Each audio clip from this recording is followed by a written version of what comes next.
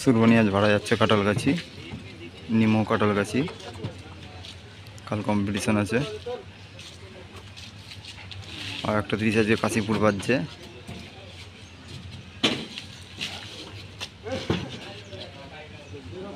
আর কাশীপুর থেকে এসেই ওটা চলে যাবে রায়না, সেদিনকেই চলে যাবে এটা রায়না। আর এটা এসে এটা যাবে আবার কবিরপুর। এ সাইড করে রেখে আসবে একটু, হ্যাঁ সাইড করে, হ্যাঁ।